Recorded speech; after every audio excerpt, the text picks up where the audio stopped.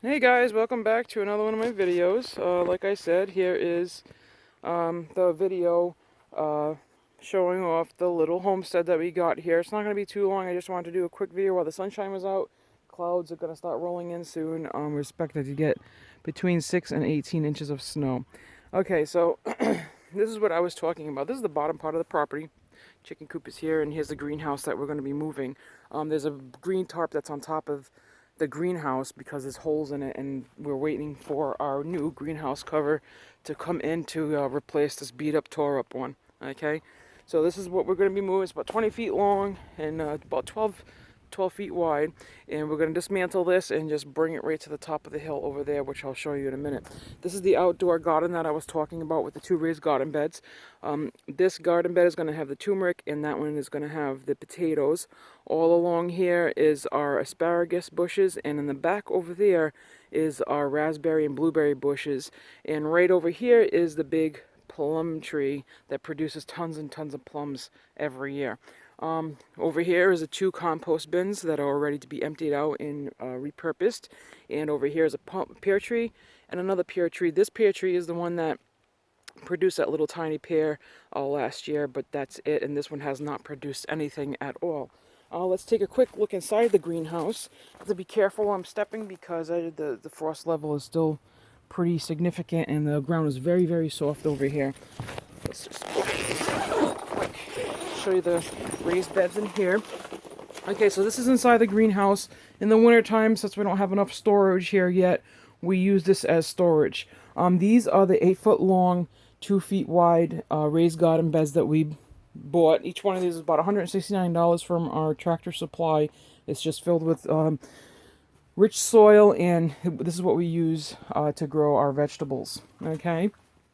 And there's two more down there. There's a total of 4 in here. Here's a workbench that we built. This is the garden workbench, and of course our shelves right there.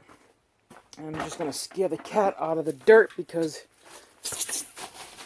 the cat has been doing something nasty inside there, which we have to dump out all the dirt that's in these bins and, rehydrate them and refertilize them for our new garden.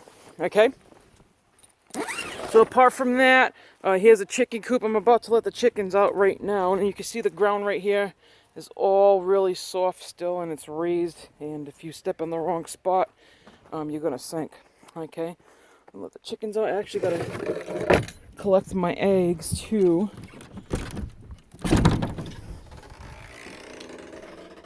Okay, we got 4 eggs today. 4 chickens, 4 eggs, right?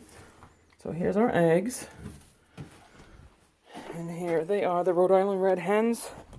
Love these birds. Nice producers. And they're nice and hardy.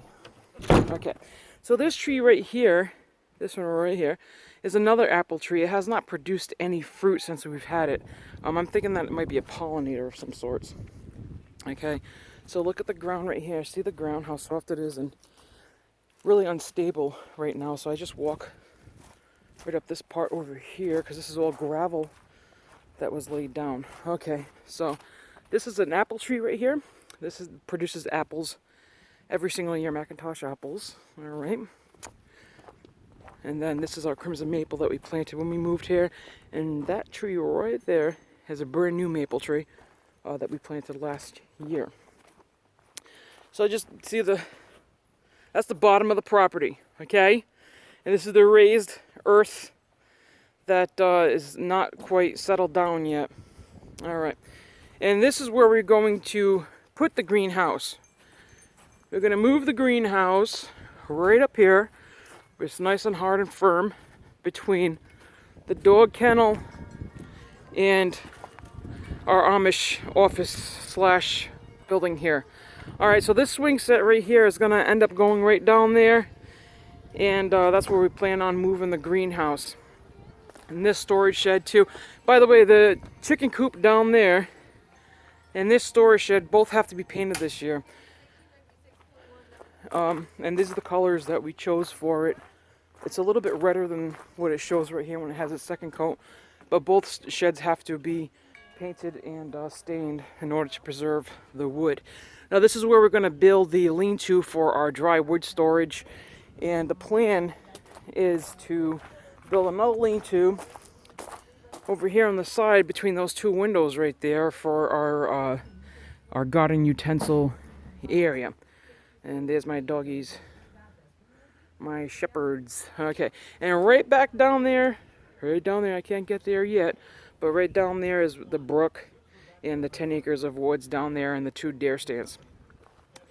And let me just give you a quick tour of the front of the property so you know how isolated we are here in time of a pandemic. Oh, and this is my lilac bush right here. We planted that when we moved here too. It was just a tiny little thing when we moved here.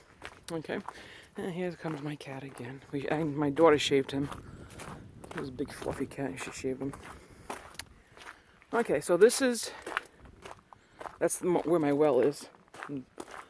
And we just put that there because the snow gets so high that, you don't want to... we had a fellow last year that used to plow over here, and we were just real frightened that he was going to hit the well cap.